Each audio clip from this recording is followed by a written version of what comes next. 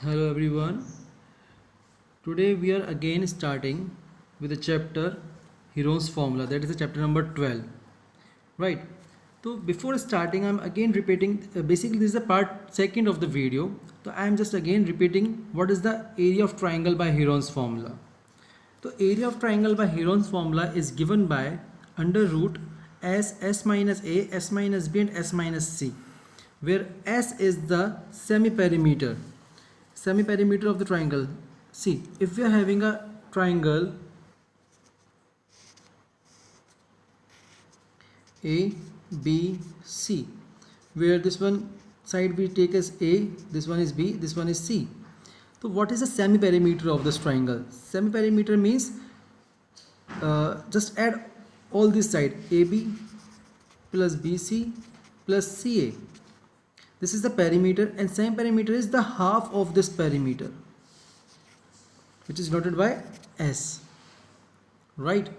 So this is the semi-perimeter of the triangle A plus B plus C upon 2, which is denoted by S over here.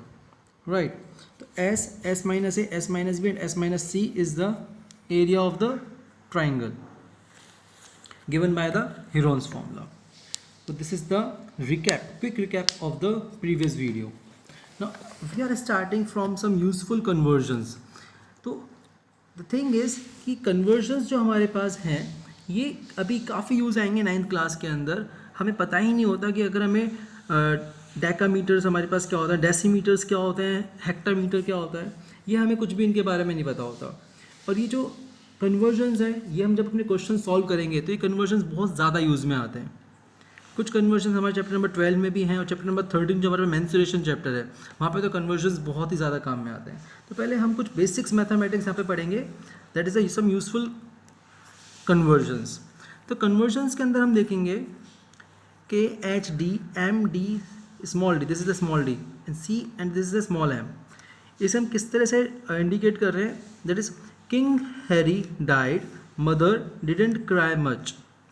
King Harry died, mother didn't cry much. आप में से कुछ बच्चे ये चीज़ जानते होंगे और नहीं जानते तो कोई बात नहीं, मैं आपको यहाँ समझा देता हूँ कि मैं क्या समझाने वाला हूँ.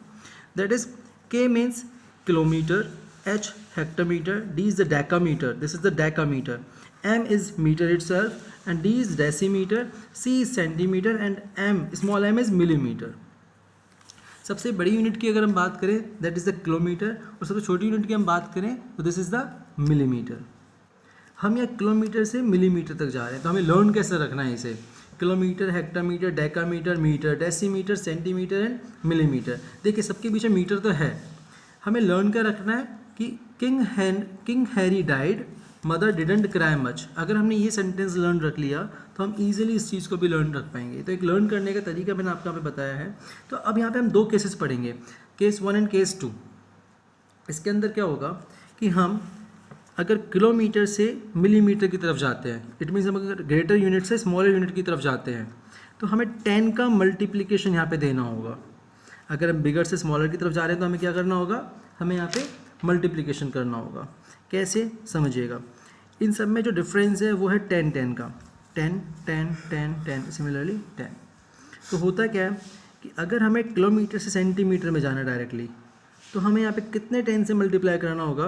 देखिए 1 2 3 4 एंड 5. अगर हमें किलोमीटर से सेंटीमीटर में जाना है तो it should be 10 raised to the power 5. या फिर हम ये भी लिख सकते हैं इसे 1 2 3 4 and 5. It means 1 10 100 1000 10,000 and lakh.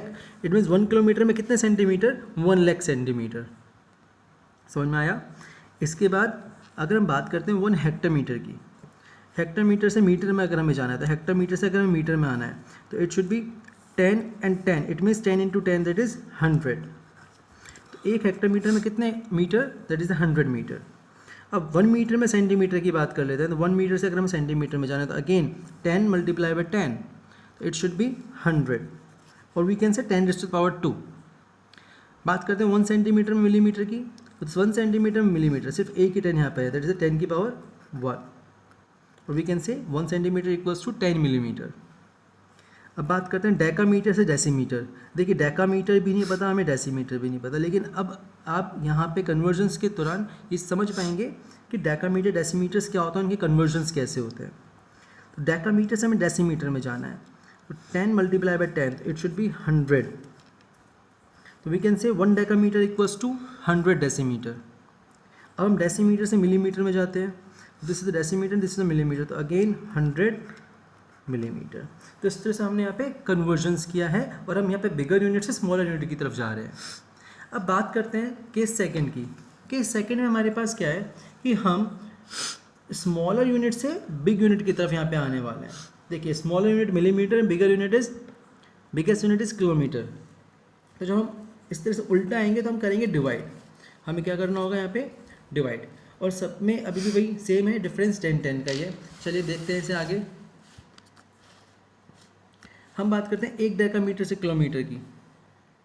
मैं आप लोगों के लिए फिर से यहाँ पे लिख देता हूँ, that is the king Harry died, mother didn't cry much. ध्यान रखिए इन सबके पीछे मीटर ऑलरेडी लगा हुआ है,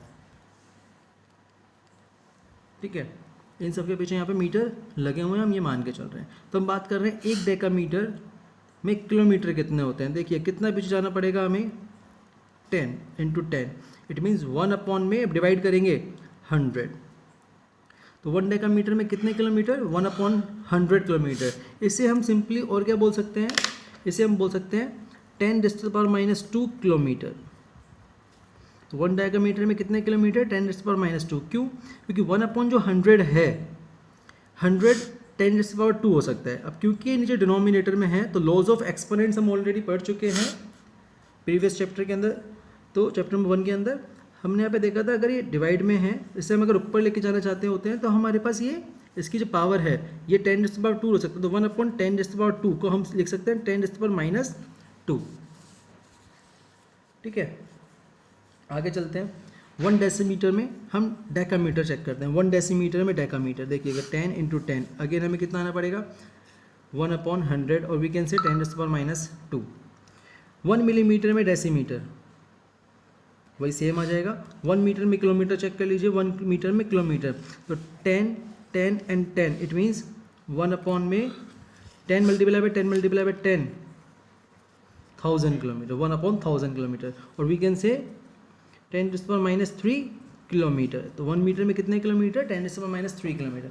इस तरीके से हम हेक्टोमीटर में किलोमीटर भी पता कर सकते हैं, सेंटीमीटर में हेक्टोमीटर्स भी पता कर सकते हैं, ठीक है। तो ये हमारे कन्वर्जन्स थे बेसिकली डायमेंशंस के लिए। अब जो नेक्स्ट हम कन्वर्जन सीखेंगे वो हम कन्वर्जन सीखेंगे एरियाज़ के लिए। देखते हैं कैसे सीखना होगा इसमें। अब अगर हम बात करते हैं कि 1 मीटर स्क्वायर में कितने सेंटीमीटर स्क्वायर होते हैं, ध्यान रखना स्टूडेंट्स, ये कन्वर्जन्स बहुत ज़्यादा यूज़ आते हैं क्वेश्चंस करते टाइम। हमें पता ही नहीं होता कि 1 मीटर स्क्वायर में कितने सेंटीमीटर स्क्वायर होते हैं। बच्चे 100 समझ करके क्वेश्चन सॉल्व कर देते हैं और उनका आंसर गलत हो जाता है। तो हमें समझना जरूरी है कि 1 मीटर स्क्वायर को जब हम सेंटीमीटर स्क्वायर में डील करना चाह रहे हैं, आपने 8th क्लास में भी काफ़ी सारे ऐसे कन्वर्जन्स देखे होंगे। मैं यहाँ पे आपको एक ही जगह सारे कन्वर्जन सिखा रहा हूँ फिलहाल। तो हम 1 मीटर स्क्वायर में जब सेंटीमीटर स्क्वायर चेक कर रहे हैं तो 1 metre square means what, 1 metre into 1 metre, क्योंकि मीटर पे स्क्वायर है इसलिए हम यहाँ पे 2 बार लिख सकते हैं, 1 मीटर इंटू 1 मीटर। अब 1 metre means 100 centimetre, 1 metre means 100 centimetre, क्योंकि अगर मीटर में सेंटीमीटर चेक करेंगे तो 1 मीटर में 100 सेंटीमीटर होता है। अब इन्हें आपस में मल्टीप्लाई कीजिए, 100 into 100 10000 centimetre square, it means 10⁻4 centimetre square. तो इट मीन्स 1 मीटर स्क्वायर में कितने सेंटीमीटर स्क्वायर होते हैं, 10⁻4 सेंटीमीटर स्क्वायर। ऐसे अगर हमें सेंटीमीटर स्क्वायर को मीटर स्क्वायर में कन्वर्ट करना हो, लाइक मैं पता करूँ 1 सेंटीमीटर स्क्वायर में कितने मीटर स्क्वायर होते हैं, तो इसी का जस्ट सपोजिट केस हो जाएगा। 1 सेंटीमीटर स्क्वायर को हम लिख सकते हैं 1 सेंटीमीटर इंटू 1 सेंटीमीटर। 1 सेंटीमीटर को मीटर में कन्वर्ट करेंगे तो 1/100 मीटर, इसे भी करेंगे तो 1/100 metre. Again we can write it 10⁻² and 10⁻², metre into metre, metre square, it will become 10⁻4 metre square. It means अगर हमें 1 सेंटीमीटर स्क्वायर में हम मीटर स्क्वायर में चेक करें, कभी कभी डायमेंशन हमारे पास सेंटीमीटर में होते हैं सारे इन्हें पर, लेकिन हमें फाइनल रिजल्ट हमारे मीटर में चाहिए होता है। तो अगर हम इसका एरिया निकालेंगे सेंटीमीटर स्क्वायर में, लेकिन हमें फाइनल आंसर हमारा मीटर स्क्वायर में चाहिए, तो उसके लिए हमें फिर ये मेथड काम में लेना होगा कि 1 सेंटीमीटर स्क्वायर में कितने मीटर स्क्वायर होते हैं, 10⁻4 मीटर स्क्वायर, ठीक है। इस तरीके से आगे देखिए 1 डेसीमीटर स्क्वायर, 1 डेसीमीटर स्क्वायर में कितने सेंटीमीटर स्क्वायर होते हैं? तो 1 डेसीमीटर को we can write 1 decimetre into 1 decimetre. तो 1 decimetre means 10 centimetre 10 centimetre. 1 decimetre में जब सेंटीमीटर में कन्वर्ट करेंगे तो 1 डेसीमीटर मीन्स 10 सेंटीमीटर। सॉल्व किया 100 सेंटीमीटर स्क्वायर, तो 1 डेसीमीटर स्क्वायर में कितने सेंटीमीटर स्क्वायर हो चुके हैं? 100 सेंटीमीटर स्क्वायर हो चुके हैं। ठीक है, आगे चेक करते हैं हेक्टेयर्स। ये आपने शायद पहले सुनी हुई या फिर 8th क्लास में, आई डोंट नो, कि हेक्टेयर्स भी एक यूनिट है एरियाज़ को फाइंड आउट करने में। आपने सुना होगा कि कितने हेक्टेयर्स की ज़मीन है यहाँ पे, तो हेक्टेयर भी अपने आप में एक यूनिट है। तो हेक्टेयर में अगर हम मीटर स्क्वायर में चेक करें हेक्टेयर्स को, तो एक हेक्टेयर में होते हैं 1 10 100 1000 10,000 10,000 मीटर स्क्वायर। एक हेक्टेयर मीन्स 10,000 मीटर स्क्वायर। कैसे? हेक्टेयर का मीटर में कन्वर्ट कीजिए, 100 मीटर इंटू 100 मीटर, ठीक है, तो it will become 10,000 metre square. तो 1 हेक्टेयर मीन्स 10,000 मीटर स्क्वायर। जब कभी हेक्टेयर में हमारे पास एरिया होगा, हमें मीटर स्क्वायर में कन्वर्ट करना होगा, तो we should multiply it by 10,000। Fine students, तो यहाँ पे हमने कन्वर्जन्स को सीखा है कि हम किस तरह से कन्वर्ट कर सकते हैं, चाहे डायमेंशंस की बात करें चाहे एरियाज़ की बात करें। तो हमने यहाँ पे 2 चीज़ें आपको बताई हैं कन्वर्जन्स के लिए। ठीक है, चलिए अब हम चैप्टर नंबर 12 की एक्सरसाइज 12.2 के अंदर चेक करते हैं कि उसके क्वेश्चंस कुछ मैं आपके यहाँ पे सॉल्व कराने की कोशिश करूँगा। तो क्वेश्चन नंबर 1 की हम बात कर रहे हैं। इस क्वेश्चन में हमें यहाँ पे ABCD एक क्वाड्रिलेटरल गिवन है, जिसमें हमें सारी डायमेंशंस गिवन है AB, BC, CD and DA। साथ में एंगल C 90 डिग्री गिवन है, तो मैंने यहाँ पे एंगल C को 90 डिग्री बना दिया है। प्लीज़ आप इस क्वेश्चन को करने से पहले एक बार अपने बुक के अंदर NCERT के अंदर क्वेश्चंस को अच्छे से पढ़ लीजिए। अगर आपके पास NCERT बुक नहीं है, I will provide you the PDF। Fine, लेकिन क्वेश्चन को अच्छे से पढ़ना बहुत ज़रूरी है उसका सॉल्यूशन करने से पहले। अब हम देखते हैं डायमेंशंस के अकॉर्डिंगली हमने यहाँ पे फिगर बना लिया है। हमें यहाँ पे इस पूरे क्वाड्रिलेटरल ABCD का एरिया फाइंड आउट करना है। अब एरिया फाइंड आउट करने के लिए वी आर हैविंग 2 पार्ट्स। तो हम एक तो ट्राइंगल BCD का एरिया निकाल सकते हैं और दूसरा हम ABD का एरिया निकाल सकते हैं। अब देखिए ये जो हमारे BCD ट्राइंगल है, इसका एरिया तो बड़े इजीली निकल जाएगा, because we are having the base and we are having the height. तो हाफ बेस इनटू हाइट करके हम इसका एरिया बड़े इजीली निकाल सकते हैं। तो area of quadrilateral ABCD is equals to area of triangle BCD यानी कि this one part first and area of triangle ABD यानी कि पार्ट सेकंड। इन दोनों पार्ट्स का हम एरिया निकालेंगे। तो हमने पहले BCD का एरिया निकालिया, देखें यहाँ पे हाफ बेस इनटू हाइट करके, तो it will B 30 because base is 12 and height is 5। अब बात करते हैं पार्ट सेकंड के एरिया की। तो पार्ट सेकंड का यहाँ पे जो एरिया निकलेगा, जिसके अंदर हमारे पास तीनों साइड्स गिवन है। देखिए ये 9 मीटर है, ये 8 मीटर, लेकिन आप कहेंगे सर BD तो गिवन है ही नहीं, लेकिन BD we can find easily. BD हम कैसे फाइंड आउट करेंगे? ये देखिएगा राइट एंगल ट्राइंगल हमारे पास बन रहा है where BD is the hypotenuse. तो by the help of Pythagoras theorem, देखिएगा मैं पाइथागोरस थ्योरम की हेल्प से हमने पाइथागोरस थ्योरम यहाँ पे अप्लाई किया है BCD ट्राइंगल के अंदर। तो BD square equals to BC square plus CD square. यहाँ से हमने BD फाइंड आउट कर लिया है पाइथागोरस थ्योरम की हेल्प से, दैट इज 13 मीटर। इट मीन्स हमारे पास जो BD आ गया है वो कितना आ गया है? 13 मीटर आ चुका है। अब आप ABD ट्राइंगल के अंदर हीरोन्स फॉर्मूला अप्लाई कर सकते हैं इसके एरिया निकालने के लिए। तो हाँ, वही हमने यहाँ पे किया हुआ है, देखिएगा आप लोगों के लिए।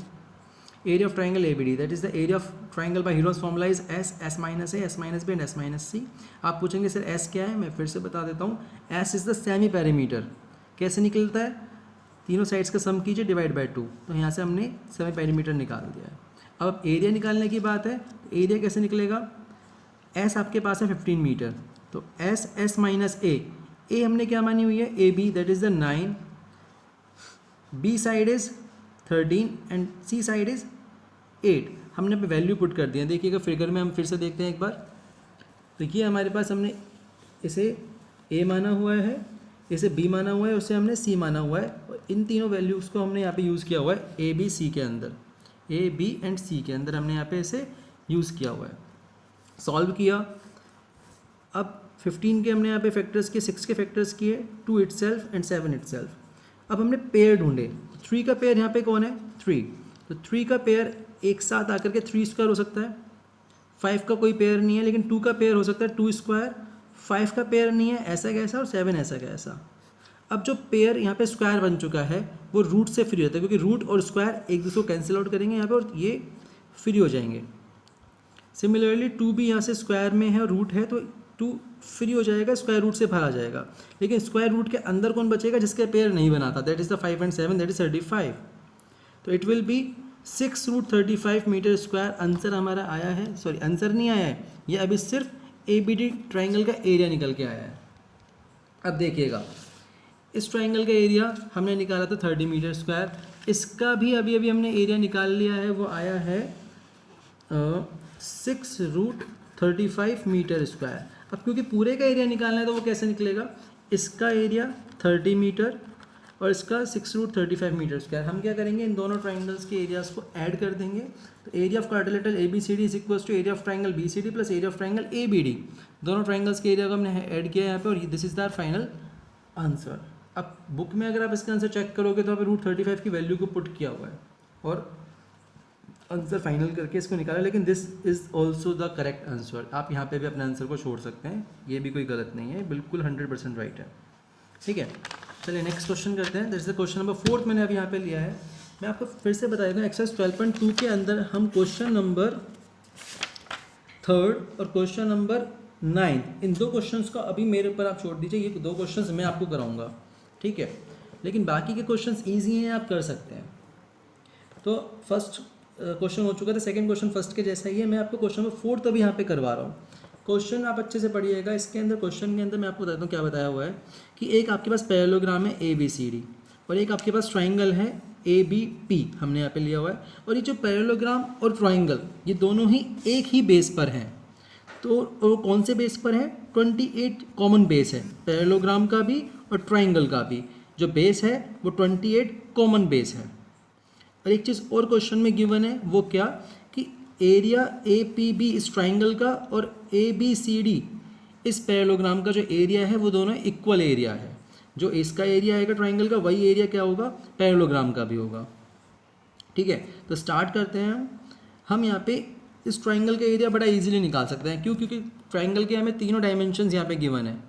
ठीक है, तो AP, AB एंड BP, हम इसकी हेल्प से यहाँ पे ये A, ये B और ये C एरिया फाइंड आउट कर सकते हैं। Area of triangle APB easily find out करेंगे हम। S निकालेंगे और फिर एरिया निकालने के बाद ये हमारा एरिया आ जाएगा। अब मैं अगेन इसको रिपीट नहीं करूँगा कि हमें किस तरीके से इसके एरिया को फाइंड आउट करना है, क्योंकि हीरोन्स फॉर्मूला है वही सेम चलेगा जो हमने पहले किया हुआ है। तो हमारे पास एरिया आ चुका है इस ट्राइंगल का। देखिएगा, ये जो ट्राइंगल PAB है हमारे पास, इस ट्राइंगल का एरिया हमारे पास आ चुका है। और यही एरिया अब पैरेललोग्राम का भी होगा, क्योंकि अकॉर्डिंग टू क्वेश्चन हमें एक बात गिवन है, ATQ means according to question हमें एक बात गिवन है कि area of triangle APB is equals to area of parallelogram ABCD। तो एरिया ऑफ ट्राइंगल APB हमें पता लग चुका है कि 336 सेंटीमीटर स्क्वायर है, और पैरेललोग्राम का एरिया हम लोगों ने पढ़ा हुआ है कि बेस इंटू हाइट होता है। अब पैरेललोग्राम का बेस हमने यहाँ पे देखिए क्या लिया हुआ है, फिगर में जाएंगे दोबारा से हम। पैरेललोग्राम का हमने बेस लिया हुआ है AB, और पैरेललोग्राम की हाइट हमने यहाँ पे ली हुई है DE। मैंने अलग से रेड कलर से यहाँ पे शो की है पैरेललोग्राम की हाइट को DE। तो यहाँ पे हमने बेस की जगह पे AB और हाइट की जगह पे DE पुट किया। बेस हमें पता है ऑलरेडी 28, और DE हमें यहाँ से फाइंड आउट करना है। 28 मल्टीप्लाई में डिवाइड में चला जाएगा, तो DE will be 12 centimetre. This is the final result. हमें यहाँ पे हाइट फाइंड आउट करनी थी पैरेललोग्राम की, और पैरेललोग्राम की हाइट क्या हो जाएगी, 12 सेंटीमीटर। ठीक है, अब देखिएगा एक और क्वेश्चन हम आपके लिए यहाँ पे ले लेते हैं। That is question number 5 of this exercise. इस क्वेश्चन में क्या है, एक रोम्बस शेप्ड फील्ड हमारे पास है। तो हमने ABCD एक रोम्बस लिया। रोम्बस की खास बात ये होती है कि रोम्बस के सारी साइड्स इक्वल होती हैं। वो इक्वल साइड्स हमें यहाँ पे 30 मीटर गिवन है। ये फील्ड हमारे पास है, और इस रोम्बस का हमें लॉन्गेस्ट डायगोनल गिवन है। Longest diagonal is the AC, और ये कितना गिवन है, हमें 48 मीटर गिवन है। ठीक है, अब हमें पता करना है कि अच्छा देखो हो क्या रहा है कि इस शेप में, इस शेप रोम्बस शेप की फील्ड में 18 काउज ग्रेज कर रही हैं, यानी कि 18 गाय, 18 काउज इस रोम्बस शेप फील्ड के अंदर, ये जो पार्क है इसमें चर रही हैं, ग्रेज कर रही हैं। हमें पता लगाना है कि एक काउ के हक में कितना एरिया, कितना इसका एरिया लैंड आएगा। तो हम क्या करेंगे, ये पूरे लैंड में 18 काउज ग्रेज कर रही हैं। अगर हमने इसका एरिया फाइंड आउट करके 18 से डिवाइड किया तो हमें एक काउ का एरिया पता लग जाएगा कि वो कितना एरिया यूज़ कर रही हैं ग्रेज करने के लिए। तो करना क्या है, ये हमारे पास यहाँ पे part 1 and this is the part 2 of this rhombus. ये ट्राइंगल है एक ABC और दूसरा ट्राइंगल है ADC। देखने वाली बात ये है कि ABC और ADC दोनों ही ट्राइंगल सेम हैं क्योंकि डायमेंशन सेम है। ये 30 30 30 30 एंड दिस इज द 48, दोनों के लिए सेम रहेगा डायगोनल।